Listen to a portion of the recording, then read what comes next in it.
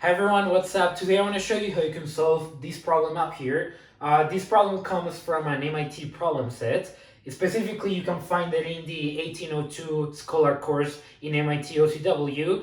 This is a platform where you can take pretty much almost any type of math course for free online. That's what I'm doing right now. I'm a high school junior and I'm doing this course on an independent study option at my school. And well, I came across this problem in homework, doing homework, and it's very nice. I think it's very interesting how what you can do to solve it. So yeah, that's what I want to show you today. Okay, so in this problem we need to find the area of a triangle in space. Now it's important that we recognize that in space, because if it was on an xy plane or in any type of plane, then we would be able to use determinants to solve this problem. However, it is easier, since it's in space, it is easier to use cross products to solve this problem. And I'm going to show you how you can do that. So first of all, I'm just gonna create a drawing. I'm gonna say that we have the points. I'm just gonna say that P is over here. Let's say that Q is over here. So we're gonna have these two, and then let's say that we have this over here will be R. Okay. So we have Q, P, and R. Okay. So this is the triangle that we have. Now we just need to find its area, okay? Given the coordinates of P, Q, and R, we need to find the area. Now there is a very important fact that I will use, and it's a fact that I got from lectures. If you don't know that fact, it's probably okay, because I don't know if it's a common thing to know, but this is something they mention in lecture, and that is if you have a parallelogram that is demarcated, or that it's built from two vectors. So let me just give you an example real quick. Say you have the vectors A and B. This is vector and this is vector. If you want to create a parallelogram off of this, well, hopefully you know that you can just simply create a copy of A and move it up here. So it will be kind of like that. We have this. And you can also move B and have a copy of B on the other side. And this is a parallelogram. The area of this parallelogram will be equal to the magnitude, so let me say the area will be equal to the magnitude of A cross B, okay?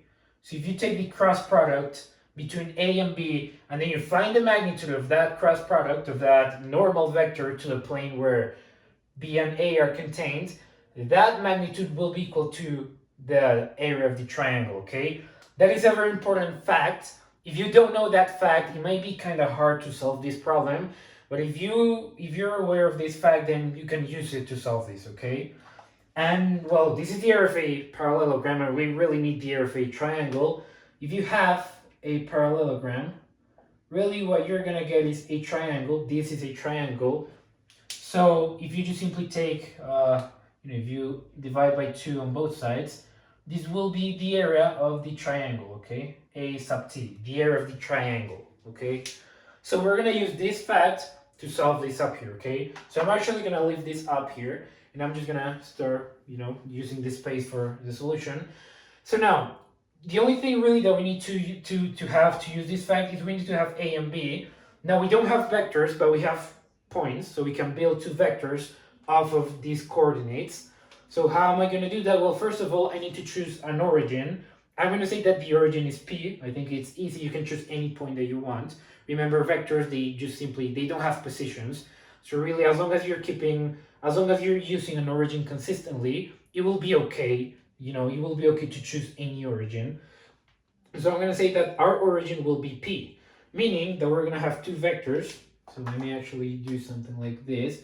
We're going to have two vectors, PR. This will be PR. And we're going to have another vector. This will be, it's kind of hard to write this way, but this will be PQ, okay? And now we're going to take PQ cross PR. We're going to find the magnitude of that vector. We're going to divide by 2, and that will be the area of the triangle PQR, okay? So let's do that. So PQ, hopefully you know by now that if you have 2 points, and you're going to find a vector between those 2 points, really you just want to break into components the different displacements that you need to go from one point to the other, and that is pretty much just subtracting the coordinates of the endpoint, in this case Q, doing the coordinates of Q minus the coordinates of P, okay? Which is exactly what we're going to do to find PQ. So we have 3, the x coordinate of Q, so 3 minus 2, that's going to be 1. Then we have 1 minus 0, that's going to be 1 again. Now we have 0 minus 1, that's going to be minus 1, okay? Now what about PR? Well, PR, so our vector PR, is going to be, we're going to use the same approach, so minus 1 minus 2, that's going to be minus 3, okay? Yeah, so this is the x coordinate of R minus the x coordinate of P. And now we have 1 minus 0, again, that's going to be 1. And now we have minus 1 minus 1, that's going to be minus 2, okay?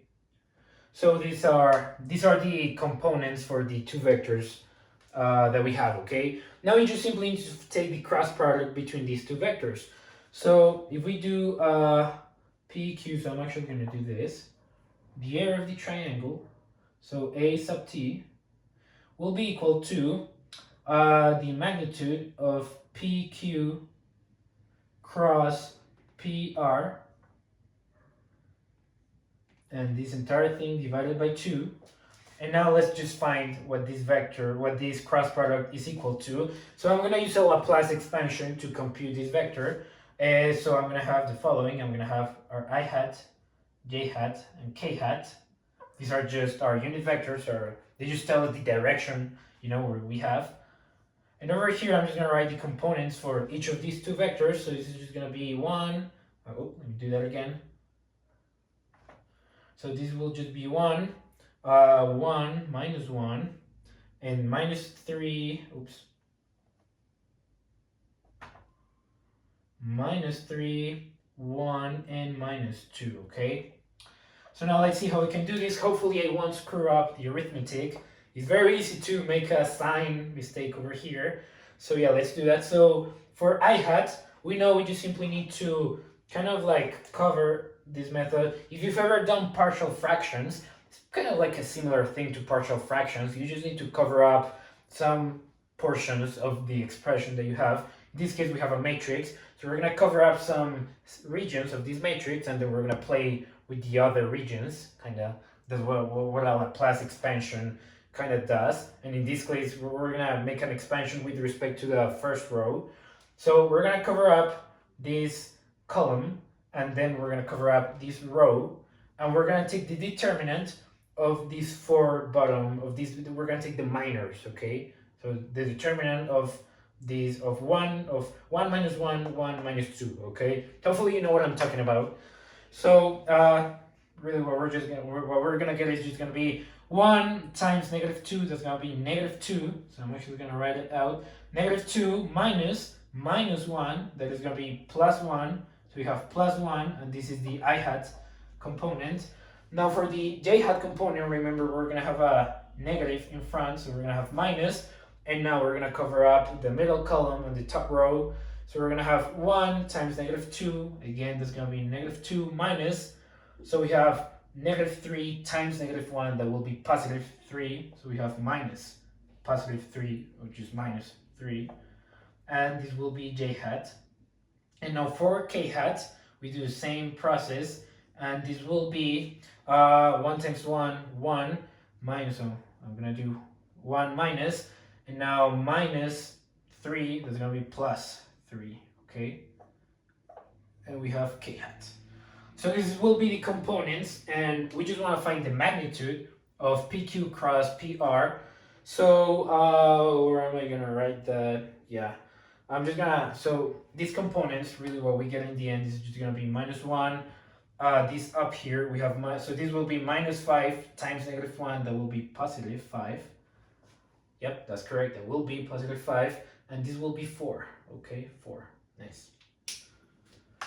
So now let's see what AT is equal to. So AT, A sub t, will be equal to the magnitude of the cross product. The magnitude of the cross product will just be square root of the squares of all of these components. So we're going to have 1 plus 16 plus 25.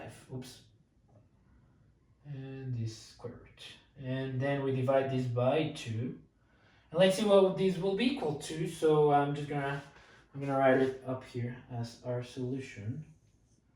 AT A sub t will be equal to, so this will be, that will be equal to 7, 35 plus 7, 42.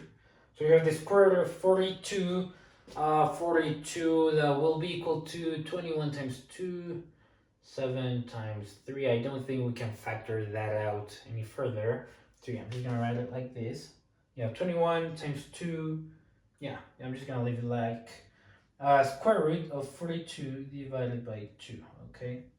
So our final answer, a sub t, will be equal to the square root of 42 divided by 2. Nice. And whatever units you have, you know, in math, we don't really use that much units. That's for physics. But yeah, anyways, this is the area that we get for this triangle up here, where the vertices are going to be given by these coordinates, okay? So this is how you can solve this problem. You need to use cross products. Again, we can solve this problem because we know the fact that the magnitude of the cross product between two vectors will be equal to the area of the parallelogram given by those two vectors. So if you don't know that fact, well, it may be kind of hard. I'm pretty sure there's got to be other ways to solve this, but really this is the intended way, you know, like the students, if you're taking, like, if you're a student and you're taking this course, I assume this is probably the intended way for you to solve this, because this fact is something they go over in lectures, so yeah. Yeah, that's been the entire video. I hope you enjoyed it. This is a very nice problem. Hopefully this is a fact that is now in your arsenal. So yeah, that's everything. Hopefully you liked it, and yeah, see ya.